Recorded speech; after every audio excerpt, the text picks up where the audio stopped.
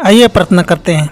स्वर्ग और पृथ्वी की सृजनहार पिता, इस मौका के लिए धन्यवाद देते हैं कि आपके पवित्र और सत्य वचन को सीखने जा रहे हैं। हमें समझने के लिए बुद्धि दे, यीशु के नाम से मांगते हैं, आमीन।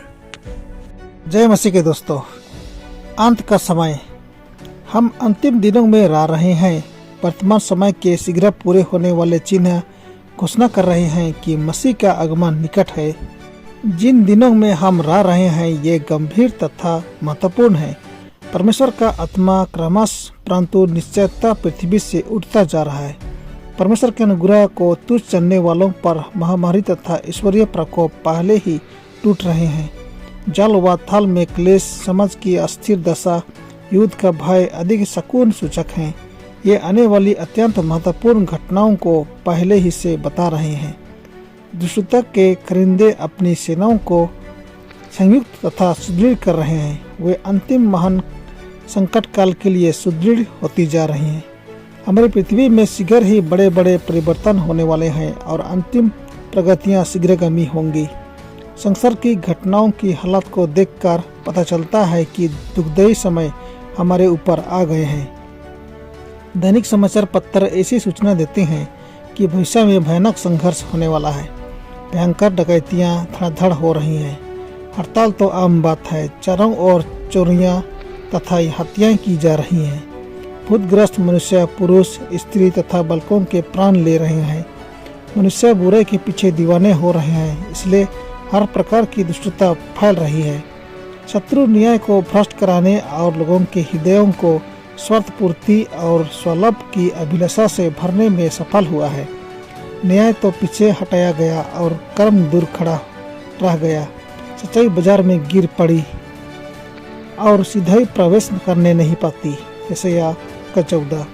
बड़े बड़े शहरों में मनुष्यों के समूह दरिद्रता तथा दुर्दशा में जीवन व्यतीत कर रहे हैं, बल्कि भोजन, आश्रय तथा वस्त्र से लाचार हैं। जिस हाल की उन्हीं नगरों में ऐसे लोग हैं जिनके पास इच्छा से भी अत्यधिक है, जो भोग विलास में रहते हैं और अपने धन को सुसज्जित घरों, व्यक्तिगत श्रृंगारों और इससे निकृष्ट कार्यों पर खर्च करते हैं, जैसे भोग विलास संबंधी क्षुधाओं की तृप्ति, मद्यपान, धूम्रपान तथा अन्य वस्तुओं पर जो मानसिक शक्तियों का हनन करती हैं, मस्तिष्क का संतुलन खो देती तथा आत्मा को अधम बना डालती हैं।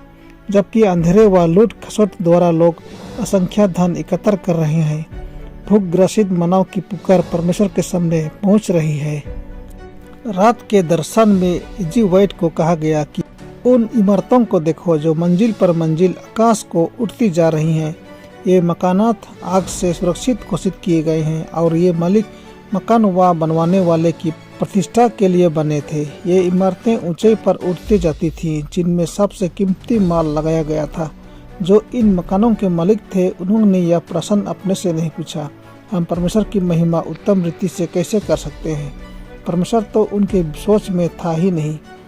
जब ये ऊंची इमारतें उठ रही थी, मालिकों का मन हर्ष के मारे फूला न समाता था कि हम अपने धन को आत्मतृप्ति तथा पड़ोसियों की ईर्ष्या भड़काने में उपयोग कर सकते हैं।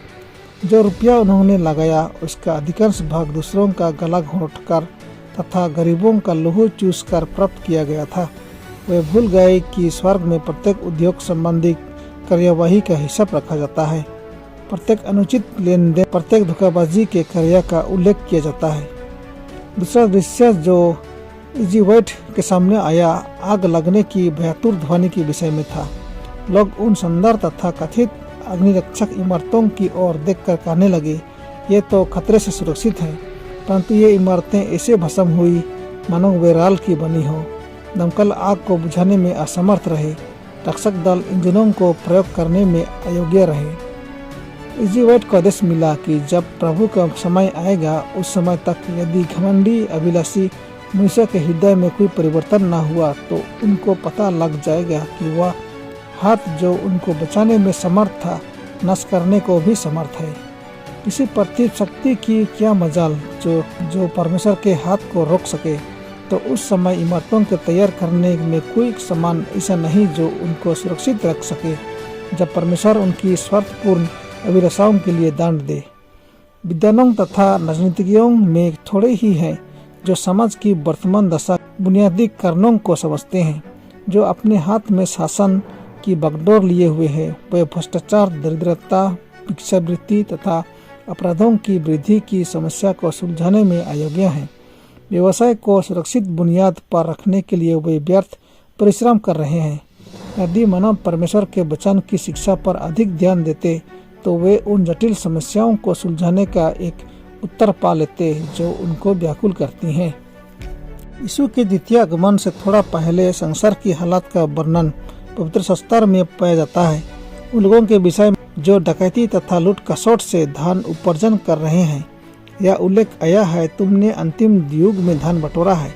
देखो, जिन मजदूरों ने तुम्हारे खेत काटे, उनकी वह मजदूरी जो धोखा देकर तुमने रख लिया है चिल्ला रही है, और लाने वालों की दुहाई सेनाओं के प्रभु के कानों तक पहुंच गई है। तुम पृथ्वी पर भोग विलास में लगे रहे और बड़ा ही सुख भोगा। तुमने इस बाद के दिन के लिए अपने हृदय का पालन पोषण करके मोटा ताजा किया। तुमने धर्मी को दोषी ठहरा कर मार डाला, वह तुम्हारा सामना नहीं करता। याकूब 5:3-6। परमेश्वर सबों को आशीष दे। आमीन।